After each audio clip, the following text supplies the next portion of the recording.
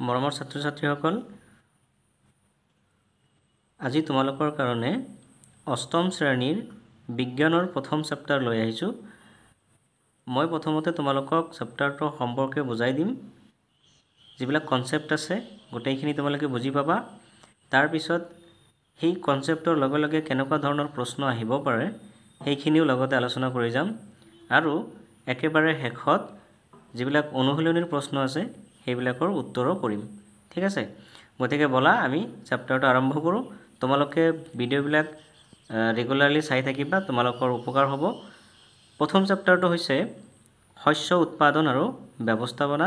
মৰমৰ ছাত্ৰ ছাত্ৰীসকল, তোমালোকে নিশ্চয় জানা যে সকলো জীৱকে আহাৰৰ প্ৰয়োজন হয়। আমি যেনেকৈ ভাত খাওঁ, ৰুটি খাওঁ, কিহৰ কাৰণে? কাৰণ আমি জীয়াই থাকিব লাগিব। ঠিক তেনেদৰে প্ৰত্যেকটো জীৱৰে আহাৰৰ প্ৰয়োজন আছে। তাৰে ভিতৰত কিছুমানে নিজৰ আহাৰ নিজে প্ৰস্তুত কৰিব পাৰে আৰু আন কিছুমানে নিজৰ আহাৰ নিজে প্ৰস্তুত কৰি ল'ব নোৱাৰে।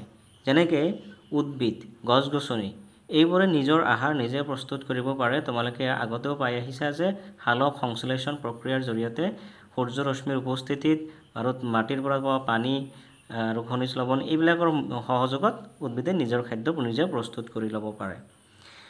আৰু সেই উদ্ভিদৰ পৰা যিবিলাক খাদ্য উৎপন্ন হয়, আমি সেই উদ্ভিদবিলাকক খাই জীয়াই থাকোঁ। গতিকে আমি মানুহকে ধৰি প্ৰাণী যিবিলাক আছে, মানুহকে ধৰি আন প্ৰাণীয়ে নিজৰ আহাৰ নিজে প্ৰস্তুত কৰিব নোৱাৰে। আচ্ছা, তোমালোকে কেতিয়াবা ভাবি চাইছানে যে এই আহাৰবিলাক ক'ৰ পৰা আহে? নিশ্চয় আমি শস্য উৎপাদন কৰিব লাগিব আৰু তাৰপিছত সেই শস্যবিলাক উপযুক্তভাৱে আমি ব্যৱহাৰ কৰিব লাগিব। আচ্ছা, তোমালোকে কেতিয়াবা ভাবি চাইছানে যে আমাৰ দেশত 140 কোটি মানুহ আছে, ইমান মানুহে খাদ্য ক'ৰ পৰা পায়? কেনেকৈ আমাৰ ইমান জনসংখ্যা থকা দেশত খাদ্য যোগান ধৰা হয়?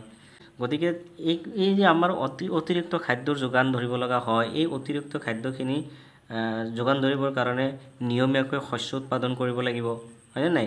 উপযুক্ত ব্যৱস্থাপনা, খাদ্যৰ বিতৰণ ব্যৱস্থা অতিকৈ প্ৰয়োজনীয়। এতিয়া আমি আলোচনা কৰিম তোমালোকৰ লগত যে শস্য বুলিলে কি বুজি পোৱা। ঠিক আছে, একে জাতৰ উদ্ভিদ সৰহকৈ একে ঠাইতে খেতি কৰিলে তাক শস্য বুলি কোৱা হয়। তাৰমানে কি বুজি পালা? যে যদি আমি ধৰা 1 বিঘা মাটিত ঘেঁহুৰ শস্য কৰিলোঁ, খেতি কৰিলোঁ, ঠিক আছে, তেতিয়াহ'লে সেই ঘেঁহুৰ খেতিডালত বেলেগ কোনো ধৰণৰ আৰু খেতি নাই, অকল ঘেঁহুৱে ৰোপণ কৰা হৈছে। সেই পথাৰখনত অকল ঘেঁহুৰ ৰোপণ কৰা হৈছে। গতিকে সেনেকুৱা হ'লে কি ক'ম? তাক শস্য বুলি ক'ম, ঘেঁহুৰ শস্য বুলি ক'ম। ধৰা 1 বিঘা মাটিত ধানৰ খেতি কৰা হ'ল, তাতে অকল ধানৰে খেতি হ'ব। যিহেতু এটা সময়ত আমি কি কৰিম? অকল ধানৰে খেতি কৰিম, তাতে বেলেগ কোনো খেতি কৰা নাই, অকল ধানৰহে খেতি আছে। গতিকে সেই খেতিডালক, ধানৰ খেতিডালক আমি কি ক'ম?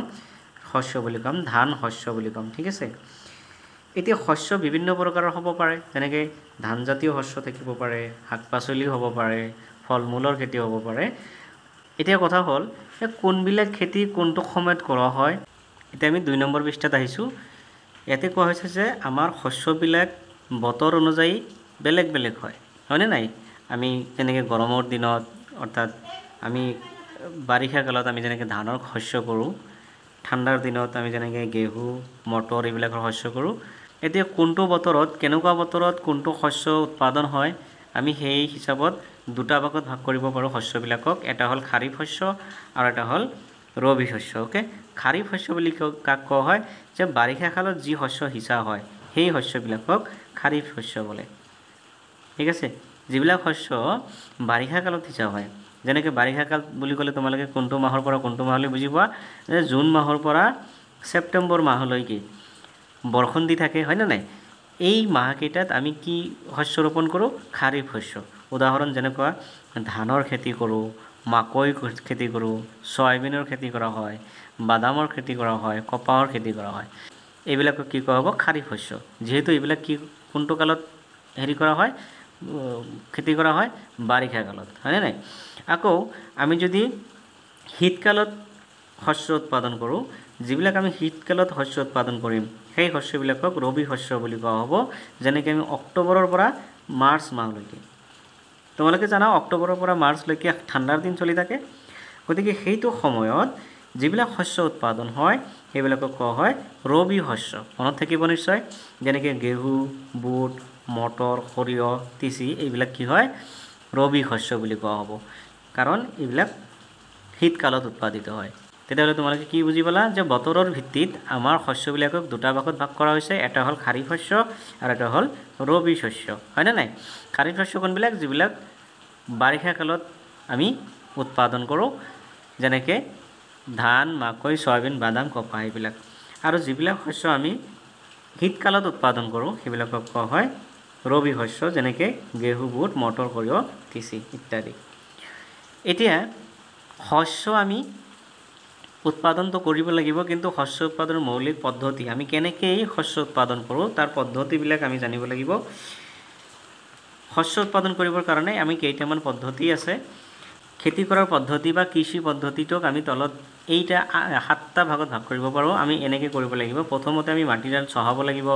তাৰপিছত বীজ সিঁচিব লাগিব তাৰপিছত আমি কি কৰিব লাগিব জৈৱিক আৰু ৰাসায়নিক সাৰ প্ৰয়োগ কৰিব লাগিব এইখিনি কৰাৰ পিছত আমি পানী যোগানৰ ব্যৱস্থা কৰিব লাগিব যাক আমি জলসিঞ্চন বুলি কওঁ তাৰপিছত যিবিলাক অপতৃণ আছে ঘাঁহ বন এইবিলাক আমি গুচাব লাগিব তাৰপিছত যেতিয়া পুৰঠ হৈ যাব তেতিয়া আমি খেতিত চপাব লাগিব আৰু পিছত মজুত কৰিব লাগিব এইকেইটা প্ৰচেছৰ জৰিয়তে আমি কি কৰোঁ শস্য উৎপাদন কৰোঁ তোমালোকক ইয়াৰ ভিতৰত জৈৱিক আৰু ৰাসায়নিক সাৰৰ মাজত পাৰ্থক্যটো আহিব মই সেইখিনি নেক্সট ক্লাছত তোমালোকক বুজাই দিম তাৰ লগতে অপতৃণ কেনেকৈ গুচাব লাগে আৰু অপতৃণ কি সেইখিনি প্ৰশ্ন আহে সেইখিনি মই নেক্সট ক্লাছত তোমালোকক বুজাই দিম আৰু চেপ্টাৰটো শেষ হোৱাৰ লগে লগে তোমালোকক অনুশীলনীত থকা প্ৰশ্নবিলাকৰ উত্তৰ কৰি দিম ঠিক আছে আজি এইখিনিতে শেষ কৰিছোঁ তোমালোকে ভিডিঅ'ত লাইক কমেণ্ট আৰু শ্বেয়াৰ কৰিবলৈ নাপাহৰিবা